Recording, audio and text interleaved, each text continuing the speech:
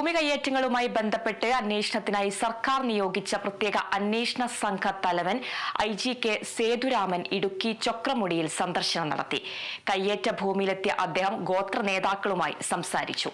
Revenue വകുപ്പിന്റെ വിചാരണ പൂർത്തിയായാൽ കയ്യേറ്റക്കാർക്കെതിരെയും ഉദ്യോഗസ്ഥർക്കെതിരെയും criminal case എടുക്കുന്നതടക്കമുള്ള നടപടിയിലേക്ക് കടക്കുമെന്നും അദ്ദേഹം വ്യക്തമാക്കി.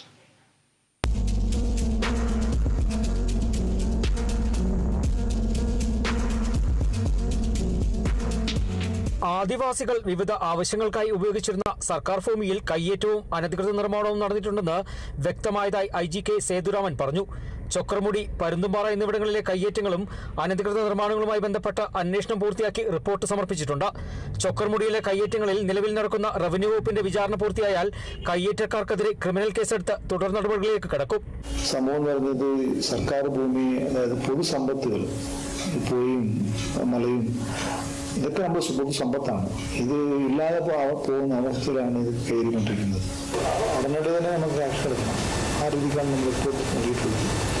പരുന്തുംപാറ റിപ്പോർട്ടും നമ്മൾ കൊടുത്തു. ഇനി അടുത്ത ചൊക്രമുടിയിൽ കേസ് നടന്നുകൊണ്ടിരിക്കുന്നു. തീർച്ചയായും ഇത് കഴിഞ്ഞ ശേഷം അടുത്ത മുന്നോട്ട് ചോദിക്കും. പിന്നെ കേസ് വെക്കേണ്ടി വരും.